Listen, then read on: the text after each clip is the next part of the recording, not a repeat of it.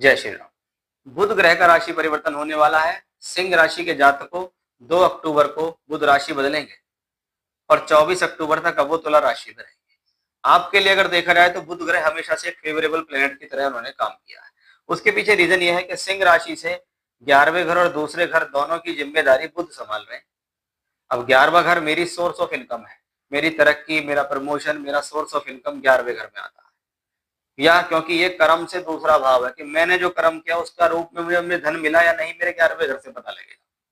तो दूसरा घर क्या है, मैंने जो कमाया उसको मैंने उठा के तिजोरी में रख दिया, बैंक में रख दिया, एफडी कर दी, आरडी कर दी, पैसे को इकट्ठा करके रख लिया, तो वो कहां से आता है, दूसरे घर से आता है। अब हम देखेंगे तो राशि से तीसरे घर में बुध ग्रह गया, यानी पैसे का कनेक्शन थर्ड हाउस से बना। यानी सबसे पहली बात, इस दौरान किसी प्रकार की ट्रैवलिंग संभव है। पैसा कमाने के लिए कोई यात्रा संभव है या लगातार आपको उस काम के लिए जाना पड़ रहा है कि एक बार गए वहां फिर दोबारा चले गए, तो क्या हुआ 20-22 दिनों के अंदर 3-4 बार यात्रा उसी जगह हो गई, लेकिन अल्टीमेटली मुझे लाभ तो मिल गया, अल्टीमेटली मुझे फायदा तो मिल गया, क्योंकि मेरा प्लेनेट वहां थर्ड हाउस में मजबूत है। और वो थर्ड हाउस में है किसके साथ मजबूत, आप ये देखिए कि मंगल ग्रह वहां बैठा है योग कारक।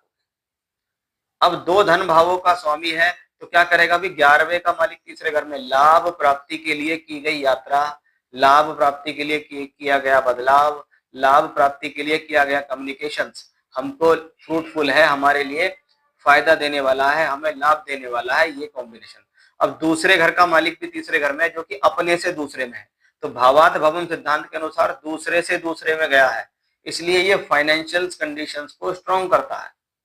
अगर आप बुध ग्रह को देखें तो 11वें घर से ये नवम पंचम भाव में बैठा है, तो दूसरे से ये दूसरे में है, ये दोनों ही कनेक्शन लाभ के हैं और धन के हैं, यानी बुध यहाँ किसी भी तरीके से खराब नहीं है, बुध यहाँ पूरी तरीके से आपके लिए सॉलिड स्थिति में है। अब मंगल इसके साथ है तो चौथे घर का मालिक है। कभी कभी ऐसे ही समय में क्या होता है, काम के सिलसिले में 2-4 दिन के लिए घर से दूर रहना पड़ता है, लेकिन ये स्थिति भूमि, जमीन, जायदाद, प्रॉपर्टी से रिलेटेड मैटर्स में लाभ देती है। नवम भाव का स्वामी ग्रह भी है, इसलिए ये भाग्य के लिए, धर्म के लिए, कार्यों के लिए, धार्मिक यात्राओं के लिए शुभ है, क्योंकि नवमेश या नवम को देख रहा है, यानी इस दौरान आप जो प्रयास करेंगे वो सफल होंगे, बुध उसमें सहयोगी रहेंगे कि मैंने इस दौरान जो भी कार्य किया मुझे लाभ मिला। गुरु की दृष्टि भी देखिए बुध पर है, यानी अकेला बुध काम नहीं कर रहा, उसके साथ और ग्रह मिलकर भी काम कर रहे हैं।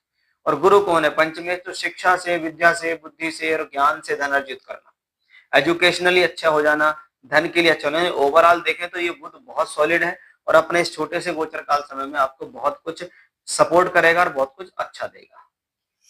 जय श्री राम।